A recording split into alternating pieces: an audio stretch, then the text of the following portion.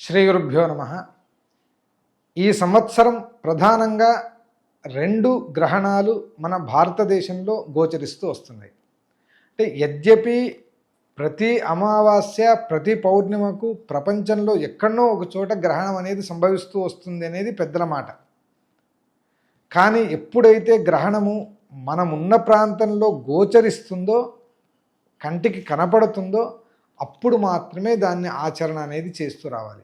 ఇప్పుడు చాలామంది అడుగుతుంటారు, అయ్యా ఇప్పుడు వచ్చే సంవత్సరం సౌత్ ఆఫ్రికాలో గ్రహణం ఉందంట కదా, అమెరికాలో గ్రహణం ఉందంట కదా, ఇక్కడ నేను హైదరాబాద్లో దాన్ని పాటించాలా అంటే, అటు ఉన్నప్పుడు ఎటువంటి పాటింపు అనేది అక్కడ లేదు. హైదరాబాదు ప్రాంతానికి గ్రహణం కనపడుతుంది అన్నప్పుడు మాత్రమే మీరు పాటిస్తూ రావాలి.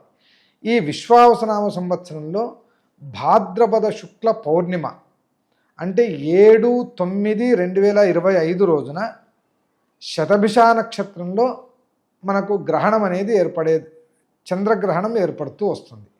ఆ సంవత్సరం ఆ నెలలో మనం ఆ గ్రహణాన్ని పాటిస్తూ రావాలి ఆ రోజు మాత్రం.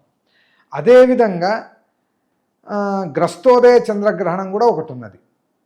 ఆ గ్రస్తోదయ చంద్రగ్రహణం విశ్వావసనామ సంవత్సర ఫాల్గుణ శుక్ల పౌర్ణిమ అంటే 3/3/2026 రోజున గ్రస్త ఉదయ చంద్రగ్రహణం అనేది కూడా మనకు ఏర్పడుతూ వస్తుంది. ఈ 2 గ్రహణాలు మాత్రమే పాటించాలి. మిగిలినటువంటి గ్రహణాలు ఏమన్నా మధ్యలో కనిపిస్తున్నాయి, అమెరికాలో వచ్చినాయి, రష్యాలో వచ్చినాయంటే వాటిని మన తెలుగు రాష్ట్రాల్లో ఎక్కడ కూడా వాటి గురించి మనం పట్టించుకోవాల్సిన అవసరం లేదు. మన భారతదేశంలో వాటి గురించి పట్టించుకోవాల్సిన అవసరం లేదు. అందువలన ఈ 2 గ్రహణాలను మాత్రమే ఆ సమయంలో మనం జాగ్రత్తగా ఉండి భగవంతుని ధ్యానం చేస్తూ జపాలు, హోమాలు, తర్పణాదులు ఇవన్నీ చేసుకుంటూ ఉండడం ద్వారా మనము ఆ గ్రహణం ద్వారా మంచి ఫలితాన్ని పొందేదానికి అవకాశాలు ఉంటాయి. శ్రీ గురుభ్యో నమః. ఈ సంవత్సరం కుంభరాశి వారికి ద్వితీయంలో శని సంచారం, పంచమంలో గురు సంచారం. ఈ పంచమంలో గురు సంచారం ద్వారా ఏమవుతుంది అంటే, విలాసే మతి బుద్ధిగే దేవ పూజ్యే భవే జల్పక కల్పక లేఖకోవ ఫలోపద్రవ పక్వకాలే ఫలస్య అనేటువంటి ఫలితం చెప్తూ వస్తారు.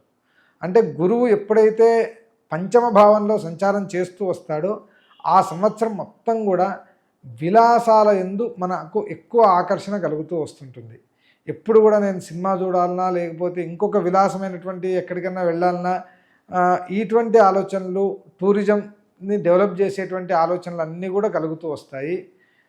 తర్వాత ఊహలు, మనం ఒక 5 నిమిషాలు 10 నిమిషాలు ప్రశాంతంగా ఊరికే కూర్చున్నా కూడా మనసులో ఏవేవో ఆలోచనలు, ఏవేవో ఇవన్నీ కూడా కలుగుతూ వస్తాయి. అదేవిధంగా మనం చేసేటువంటి వ్యవహారాల్లో ఫలోపద్రవ పక్వకాలే ఫలస్య, ఇంకేం పండు మాగింది నోట్లో పెట్టుకుంటున్నాం అనే సమయంలో ఆ పండుకు ఎవరో వచ్చి తనకపోవడం, లేదా ఒక పని 90% అయిపోయింది, ఇంకొక 2-3 రోజుల్లో నాకు ఈ పని అయిపోతుంది అనే సమయంలో ఇబ్బందులు ఏర్పడడం, ఇటువంటి ఫలితాలు ఈ కుంభరాశి వారికి ఈ సంవత్సరం కలిగే అవకాశాలు ఉన్నాయి. ఈ సంవత్సరం ఈశ్వరారాధన ఎంత ఎక్కువగా చేస్తూ వస్తే అంత ఎక్కువగా ఈ చెడు ఫలితాల నుంచి మనం బయటపడేదానికి అవకాశం ఉంటుంది. ఈ విశ్వావసనామ సంవత్సరం మనం టీవీ ప్రేక్షకులందరికీ, అదేవిధంగా మన సనాతన ధర్మాన్ని పాటించేటువంటి ప్రతి ఒక్కరికి కూడా అష్ట ఐశ్వర్యాలను, సుఖ సంతోషాలను అన్నిటినీ ఇస్తూ రావాలి అని ఆ భగవంతుణ్ణి ప్రార్థన చేస్తూ ఉన్నాను.